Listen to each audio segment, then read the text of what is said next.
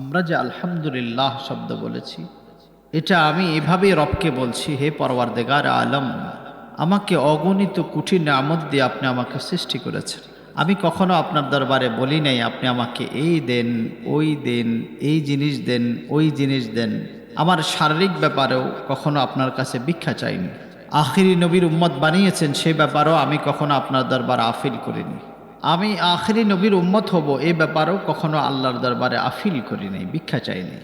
সে ছাড়াও আমাকে শেষ নবীর উম্মত বানিয়ে দিয়েছেন। আমার দৈনিক খাবার, চলাফেরার, উঠা বসার, লেনাদানার যত প্রয়োজন আছে, সব প্রয়োজন আমাকে কে মিটিয়ে দিয়েছেন?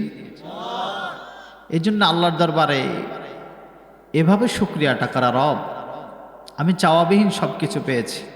আমার সর্বোচ্চ নিংড়ানো প্রেম ভালোবাসা তোমার জন্য। তুমি আমাকে সর্বোচ্চটুকুন ভালোবাসা আমাকে দিয়েছ। আমি হাজার অপরাধ করার পরেও কখনো আমাকে একটা চড় মারোনি, আমাকে একটু গালমন্দ করোনি, আমাকে ধাক্কা দিয়ে ফেলে দাওনি, আমাকে বুকে জড়িয়ে নিয়েছ।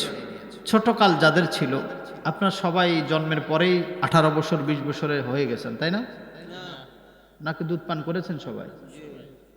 বাবা মায়ের কোলে পেশাব করেছেন? আমি করছি, আপনারা করেন না? জন্মের পরে বাবা মাকে যতবার আমি লাথি দিয়েছি, ততবার আমার লাথির বদলায় পায়ে বাবা মা চুমু খেয়েছে। আমি তাকে লাথি দিয়েছি, লাথির বদলায় বাবা মা আমাকে লাথি দেয় নাই। বাবা মা আমার ওই লাথি দেওয়া পাটাকে নিয়ে চুমু খেয়েছে। খায় না? নাকি মিথ্যা? আমি বাবা মায়ের বুকে প্রস্রাব করেছি, প্রতি উত্তরে বাবা মা আমাকে পরিষ্কার করে আবার বুকে টেনে নিয়ে বলছে, আব্বু তুমি পেশাব করে দিয়েছো বুঝি? লাথি দেয় না। আমি অপরাধ করেছি বাবা মার সাথে, প্রস্রাব করে বাবা মাকে নাপাক করে দিয়েছে, কিন্তু প্রতি উত্তরে আমাকে খারাপ জিনিস উপহার দেয়নি। আমি চট দিয়েছি, অনেক সময় নুখ দিয়ে বাবা মায়ের মুখ ছিঁড়ে ফেলেছি, দাঁড়ি টেনে ধরেছি, যার কারণে বাবা মা খুব ব্যথা পেয়েছে। কিন্তু প্রতি উত্তরে বাবা মা আমার হাত চুমে চুমে আমাকে বলছে, আব্বু আমি খুব কষ্ট পাচ্ছি, ছেড়ে দাও ছেড়ে দাও। আহকামুল হাকিমিন তো কোটি কোটি বাবার চেয়েও, অগণিত মায়ের চেয়ে বেশি রহমওয়ালা। সুবহানাল্লাহ। আল্লাহর প্রেম আর ভালোবাসার সাথে কোনো মাখলুক কখনো তুলনা করতে পারে না। উলফত, প্রেম, ভালোবাসায়, মহাব্বতে আমি ওই পরবর্তীকারে আলমের দরবারে বলছি, রব আমি তো নাপাক, আমি তো ছোট, আমি তো বেচারা, আমি তো অসহায়, আমি কত কাজে কতভাবে আমায় তোমার ত্রুটিবাচক আচরণ করি, আমি কিছুই জানি না। তোমার শিখানো বার্তা তুমি আমাকে শিখিয়ে দিয়েছ, এভাবে তোমার শুকরিয়া করতে হয়, আমি এভাবেই করছি আলহামদুলিল্লাহ। এভাবেই আমি শুকরিয়া করছি। আবার সর্বোচ্চ আওয়াজে বলেন আলহামদুলিল্লাহ। আমি যে আলহামদুলিল্লাহ বলছি এটা আমার নয়, এই শিখানো বার্তাটাও কার? তিনি শিখিয়ে দিয়েছেন। কেননা তুমি তো লা ইলম, তোমার কাছে ইলম নাই, জ্ঞান নাই, প্রজ্ঞা নাই, তুমি প্রজ্ঞাহীন মানুষ। তোমার কাছে কোনো বিষয়ের ইলম নাই, মালাম ইয়ালাম, তুমি কিছু জানতে না। কিন্তু আমি রাসূলের মাধ্যমে, কোরআনের মাধ্যমে তোমাকে আমি প্রজ্ঞা দিয়েছি, জ্ঞান দিয়েছি, ইলম দিয়েছি এবং ইলমে কোরআন দিয়েছি। সুবহানাল্লাহ। আরো যারা বলেন,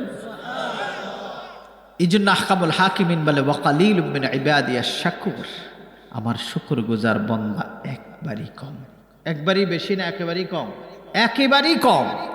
আমরা তো প্রত্যেকটা জিনিস করার পরে শুকরিয়া আদায় করি, কিন্তু দুর্ভাগ্যবশত সত্য কোরআনের শুকরিয়া আদায় করি না। কিসের শুকরিয়া আদায় করি না? সবাই বলেন কিসের? সবাই বলছেন না, সবাই বলেন। কোরআনের শুকরিয়া 5 ভাবে করতে হয়। কয় ভাবে? 1 নম্বর তেলাওয়াতে কোরআনের মাধ্যমে। 1 নম্বরে কিসের মাধ্যমে? তেলাওয়াতে কোরআনের মাধ্যমে, যেটা অলওয়েজ তেলাওয়াত করা, চলতে ফিরতে তেলাওয়াত, উঠতে বসতে তেলাওয়াত, যা পারেন তা তেলাওয়াত করেন।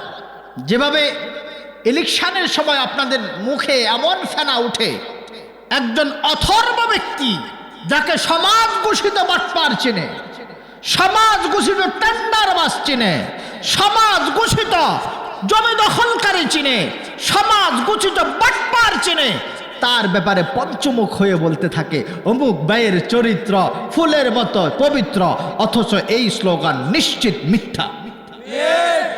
নিশ্চিত সত্য না নিশ্চিত মিথ্যা? তার চারিত্রিক জীবন সবাই জানে যে হোটেলে নর্তকীদের সাথে রাত কাটে, অথচ তার ব্যাপারে বলছে অমুক ভাইয়ের চরিত্র ফুলের মতো পবিত্র। সে তো ফুল তো দূরের কথা, গরুর গোবরের মতো পবিত্র না। তারিখ জিন্নাত ওয়া শায়াতিন একটা কিতাব আছে, জিনের ইতিহাস এখানে আছে। কিসের ইতিহাস? জিন। যে জিন বিশ্বাস করে না সে কাফের। জিন আছে না নাই? আছে। জিনদের অলৌকিক দুইটা খাবার। কয়টা খাবার? তিনটা ধরা হয়, তার মধ্যে দুইটা আপনাদের বেশি অবহেলা করে। একটার নাম গোবর, একটার নাম গরুর গোবর। গোবর, গরুর গোবর জিন্নাত হাতে নিলে আল্লাহ পাক অটোমেটিক এই গোবরকে গোশত বানায়। আজীব। এটা আমরা সারা জীবন বগলের নিচে নিয়ে হাঁটলেও গোশত হবে না, বরং দুর্গন্ধ হবে। কিন্তু জিন হাতে নেওয়া মাত্রই এই গোবর গোশত হয়ে যায়। বলেন না সুবহানাল্লাহ। জিনের তিনটা খাবার প্রিয়। একটার নাম গোবর, দ্বিতীয়টার নাম কয়লা। এই যে আপনার ভাত পাকার পরে যে কয়লা থাকে, কাঠের কয়লা, এজন্যে কাঠের কয়লাকে কখনো নাপাক জায়গায় ফেলবেন না। 3 নম্বর হলো হাড়, হাড্ডি। কুকুর খাওয়ার পরে, চাটার পরে এই হাড্ডিটা সবচেয়ে প্রিয় হলো জিন্নাতের খাবার। সুবহানাল্লাহ। বুঝতে পেরেছেন?